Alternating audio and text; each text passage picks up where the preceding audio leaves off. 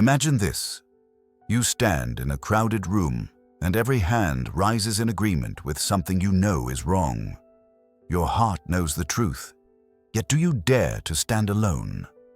This is the silent struggle behind the question, why do I follow others? And why does the thought of being forced to stand alone fill us with fear? Today, we uncover the hidden force of herd mind psychology, how it shapes your choices, and how you can awaken independent thinking to finally escape conformity. These pressures, social approval, fear of rejection, the quiet crisis of meaning are not yours alone.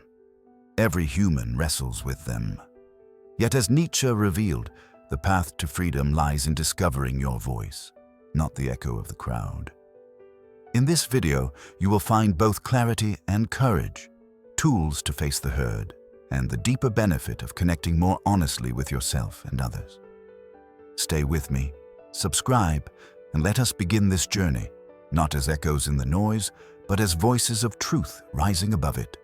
And so we open the first door, the invisible power that binds us to the crowd. Every day, we believe we are making choices, but often those choices are shaped by invisible strings we hardly notice. You open your phone and scroll, and suddenly you feel the pull of what everyone else is doing.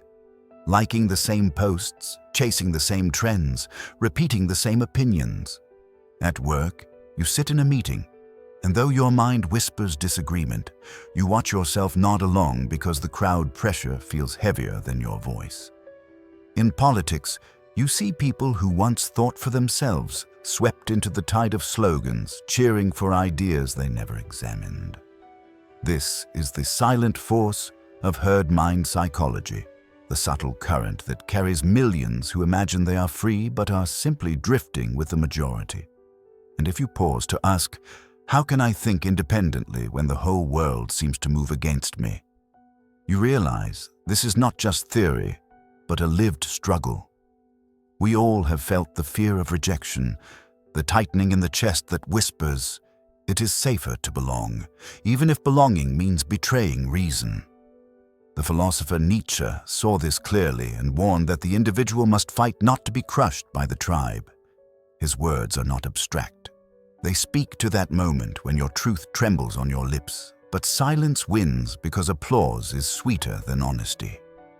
Yet it is exactly here, in that fragile hesitation, that the battle for your freedom is fought. Psychology has proven how deep this instinct runs. In Solomon Asch's famous experiment, people were shown a simple task: compare the length of lines on a card. The answer was obvious, yet when everyone in the room gave the wrong answer, most participants conformed, denying their own eyes. They were not foolish. They were human. They feared standing out more than being wrong. This is crowd pressure in its rawest form, and it mirrors the way many of us move through life, seeing what is real, but choosing what is popular. Ask yourself, how many times have you echoed an opinion you didn't believe, just to avoid conflict? How many times have you dressed, spoken, or even dreamed according to what others expected? This is the silent contract of conformity. We trade truth for comfort, independence for acceptance. And though it feels safe in the moment, it quietly erodes the soul. Nietzsche refused that trade. He believed the individual who dares to resist the herd, even if ridiculed, begins to awaken a deeper freedom. That freedom is not loud or dramatic. It begins with a simple act of courage. The act of saying no when everyone else says yes, of trusting your perception when the world demands your silence. This realization is not meant to shame you, but to awaken you. Because the truth is, you are not alone in this struggle. Every person listening has felt the sting of fear that comes with standing apart, and yet within that fear lies the seed of strength.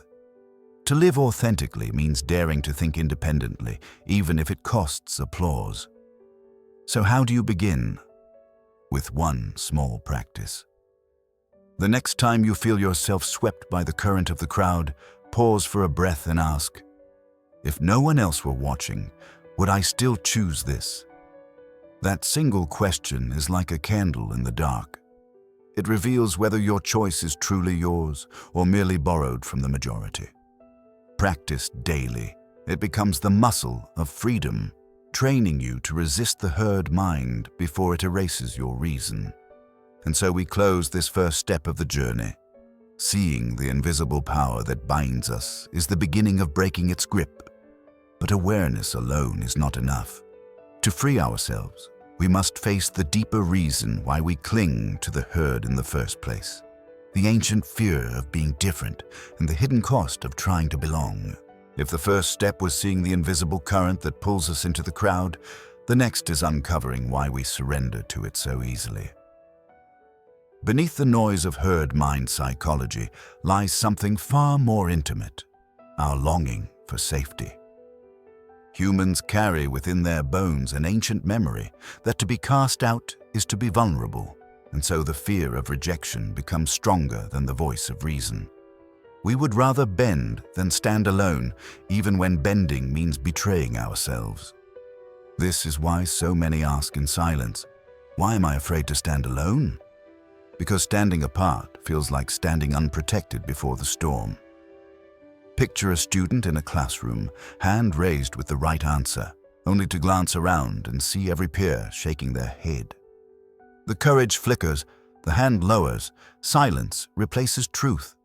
Or imagine the young professional in a boardroom, heart pounding with a better idea, but watching as others nod along to a flawed plan. The cost of speaking feels heavier than the cost of failure.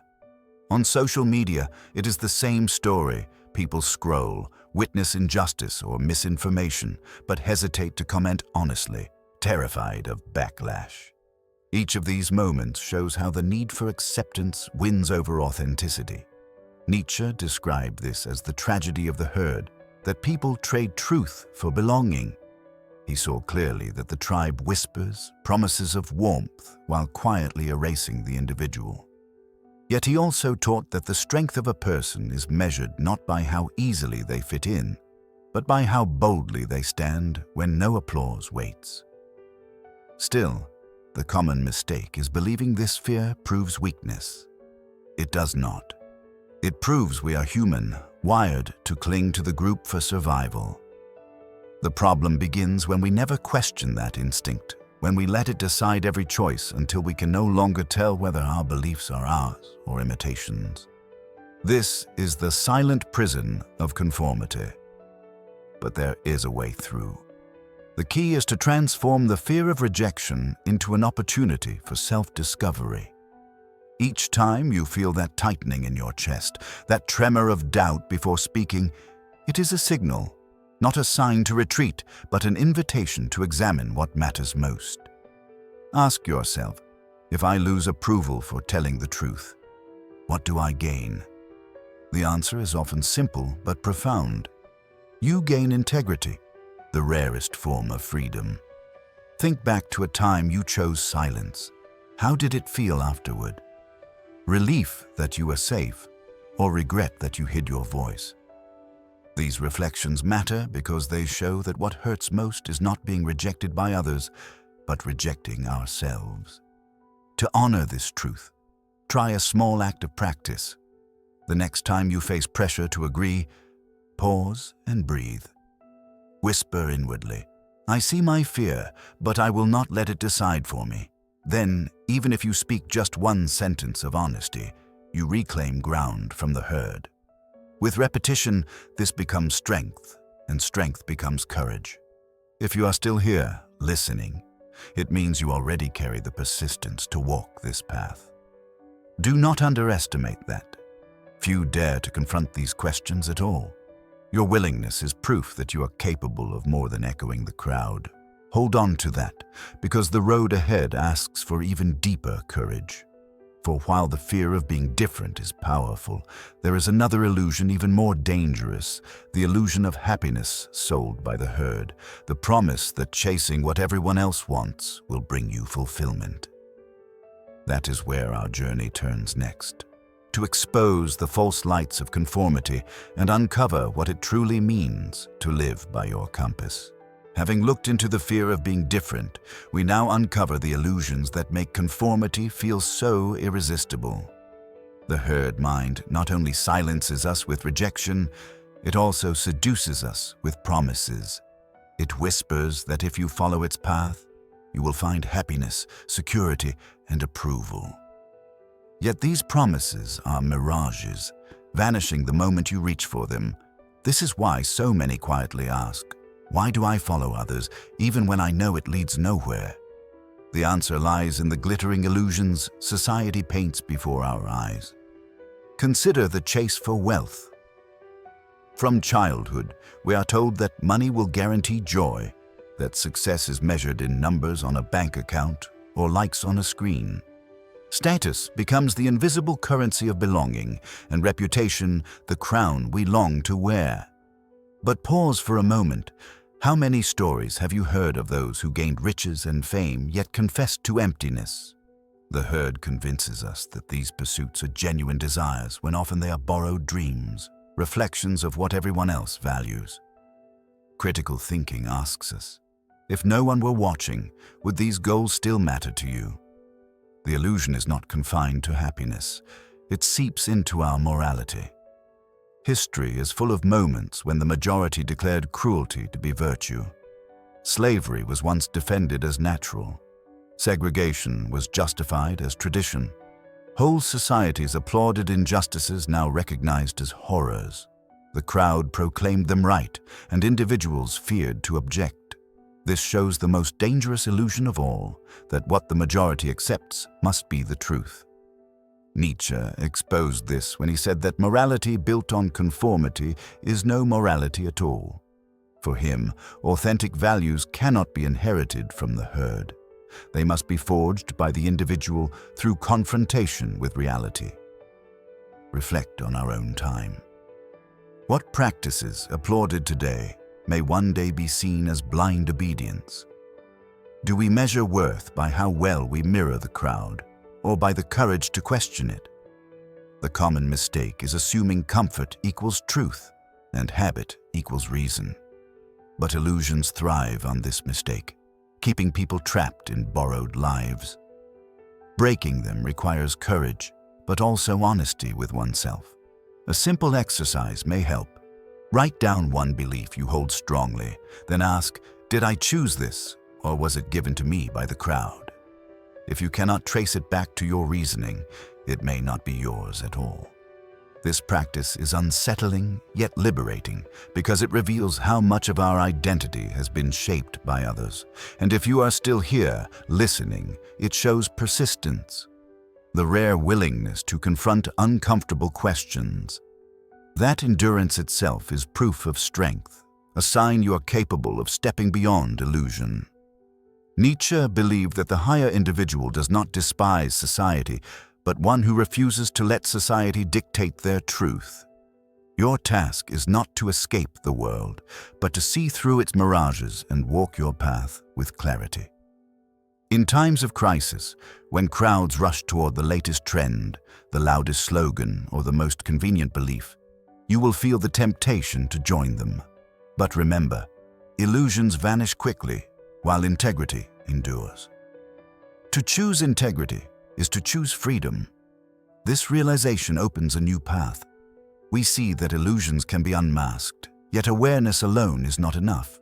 To live differently, we must learn the art of independent practice, the small daily acts that protect our mind from drowning in the noise. And it is toward this practice, toward awakening the strength of our thinking, that our journey now turns.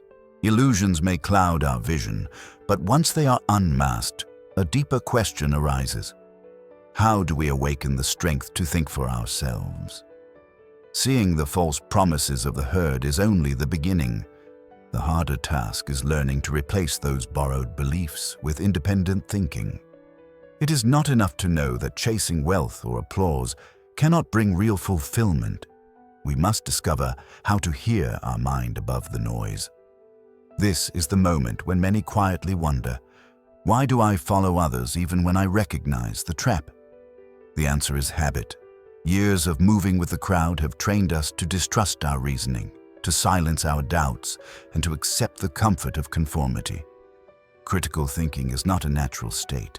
It is a discipline, one that must be practiced like a muscle until it becomes strong enough to resist the weight of the collective. The common mistake is believing independent thought requires genius. In truth, it requires courage more than brilliance. Courage to pause when the world rushes forward. Courage to hold a question longer than others can bear.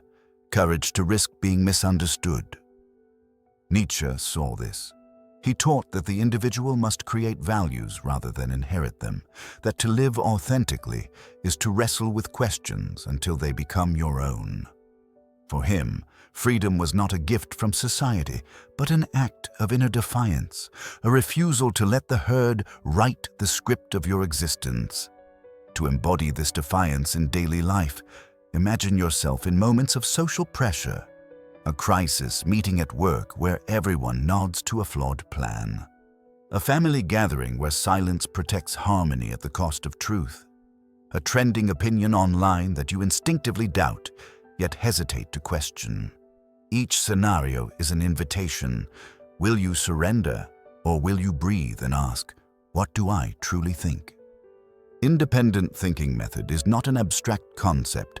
It is as simple as pausing to test whether your belief is chosen or borrowed. Write down one strong conviction and ask, if the crowd abandoned this tomorrow, would I still hold it? This exercise is uncomfortable, but discomfort is proof of growth. By facing it, you reclaim ownership of your mind. I want to honor you for staying with this journey. Many turn away when faced with such questions, preferring the ease of familiar illusions. The fact that you are here, listening and reflecting, shows resilience. That persistence is rare, and it is the soil in which true independence grows. Do not underestimate what it means to remain curious when others choose distraction. With practice, these small acts of questioning accumulate into strength. Over time, you will notice the shift. When the herd shouts, you no longer feel compelled to echo. When fear of rejection rises, you remember that integrity is worth more than applause. That is the awakening of independent thought, the quiet but unshakable voice within that says, "This is my truth, whether others agree or not." And once that voice is heard, illusions lose their grip. This realization does more than liberate you. It lights the path for others still trapped in silence. One person daring to think differently can ripple outward, inspiring those who are watching but afraid. That is how real change begins, not from the herd, but from the courage of one. To nurture this strength, try a simple practice today. In any small decision, what to say, what to choose, what to believe, pause and ask, if I stood alone, would I still choose this? That single habit awakens awareness, and awareness grows into freedom. As we carry this thought forward, remember, the mind that questions becomes the mind that leads, and from here, our path turns to the next truth, that solitude and courage are not burdens to fear, but the very companions that make independence possible. Awareness of illusions gives us clarity, yet clarity alone does not free us. To live differently, we must draw upon two companions that often feel like burdens: solitude and courage. Independent thinking does not flourish in the noise of the crowd. It is born in the stillness where no one else's voice can drown your own. The silence of solitude can feel heavy, but within it lies the space where you begin to answer the deeper question: how do I escape conformity when every instinct tells me to belong? The herd mind tells us that being alone is a weakness, yet history shows the opposite. Every creator, artist, and philosopher who changed the course of thought first endured being mocked, dismissed, or forgotten. Kierkegaard walked the streets of Copenhagen as an outcast, insisting that truth is not decided by majority vote. Nietzsche warned that the individual must wrestle against the weight of the tribe or risk being crushed into sameness. Their solitude was not a curse, but the ground where their ideas took root. The common mistake is imagining that courage is the absence of fear. In reality, Courage is the decision to act despite fear. Consider a young writer who shares an unpopular truth online, risking ridicule but igniting conversations that needed to be had. Think of a scientist who challenges accepted theories, facing rejection from peers until evidence vindicates her. Or the ordinary person in a workplace who dares to raise a quiet objection, planting the seed of change even if no applause follows. These stories remind us that solitude and courage often arrive together, testing whether our convictions are strong enough to stand without the shelter of approval. Nietzsche called this strength the mark of a higher individual, one who does not borrow values but creates them. In your own life, courage will rarely appear as a grand act. More often, it is the small choice to speak a truth, to hold a belief, or to take a step that no one else dares to take. Each time you do, you strengthen the muscle of independence, and slowly the fear of rejection loses its grip. I want to acknowledge you here. Your persistence in this journey already proves resilience. Most prefer to remain in the comfort of the crowd. The fact that you are listening, reflecting, and willing to ask difficult questions shows you are already walking a different path. Honor that, because solitude that feels isolating today may one day become the very proof that you were right to resist. To anchor this truth, try a practice. Spend a short time each week alone with no distraction. No phone, no voices, no screens. Ask yourself one question you normally avoid, and write down the first answer that comes to mind. Do not judge it, just record it. Over time, you will notice that your voice grows clearer, less shaken by the noise of others. That is courage in its most elemental form. Listening to yourself without fleeing from what you hear. This realization deepens our journey. For if solitude and courage are the soil of freedom, then what grows from them must be more than independence. It must be compassion, the capacity to see others' struggles as your own. And so the path ahead turns us toward the highest calling of independent thinking, not to stand apart for pride's sake, but to stand apart so that we can return with a clearer heart and act with integrity in a world still bound by the herd. Courage discovered in solitude prepares us for the final transformation, moving from reason toward compassion. To resist the crowd is not simply to claim superiority or to prove that you are stronger than others. It is to uncover the quiet strength of living truthfully and then using that strength to see others with clarity. Independent thinking, once awakened, is not meant to build walls of pride, but to open space for understanding. The crowd thrives on division, on amplifying differences until empathy is drowned out. Yet when you escape conformity, when you free yourself from the grip of herd mind psychology, you begin to notice something deeper, that every face around you carries the same silent fears. What once felt like isolation becomes recognition, a reminder that self-awareness is not only about protecting your reason, but also about seeing suffering mirrored in others. Many fall into the mistake of believing that critical thinking alone makes them free. They learn to analyze, to question, to dismantle illusions, but they stop there. Without compassion, reason becomes cold, detached, even arrogant. History shows us how intelligence without empathy can be twisted into cruelty. The same society that justified slavery and segregation was filled with educated voices who could rationalize the system, but lacked the moral courage to feel the pain of those trapped in it. Nietzsche warned against this trap, reminding us that the higher individual is not just a thinker, but a creator of values that honor life. Independent thought finds its highest expression when it transforms into compassion, because compassion cannot be borrowed from the herd. It must be chosen in solitude. Think of our world today.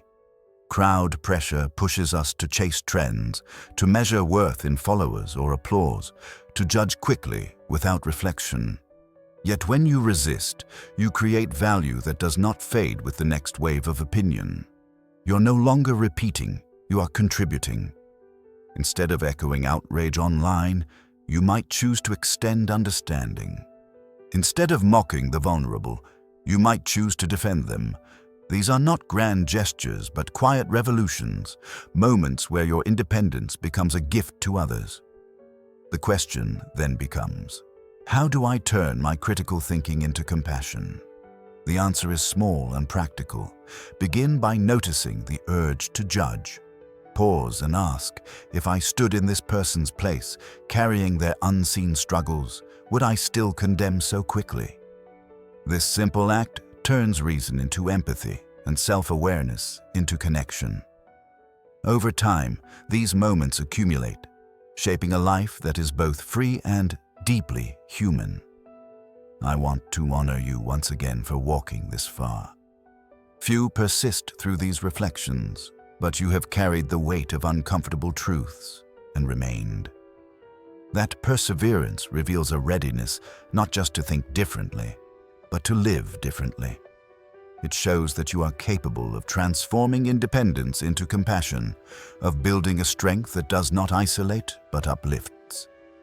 This realization opens a new horizon for the journey we have taken, from exposing illusions to discovering courage, and now to compassion, points to the true purpose of resisting the herd. It is not to stand above others, but to stand beside them with clearer eyes and a freer heart. And as we draw this chapter to a close, we prepare for the final step. Understanding why living with compassion and independence together is not only an intellectual choice, but a moral necessity, the foundation of a life that honors both truth and humanity.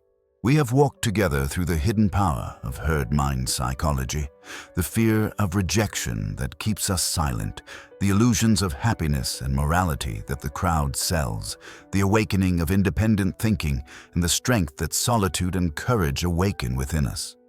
And now we arrive at the final truth. Reason is not complete until it blossoms into compassion. All along this path, one question has waited for you. Will you be an echo, or will you be a voice? Each act of honesty, no matter how small, is already a victory over conformity. Every moment you choose your thought over borrowed opinion, you practice independent thinking. Every time you resist the urge to follow blindly, you take another step to escape conformity.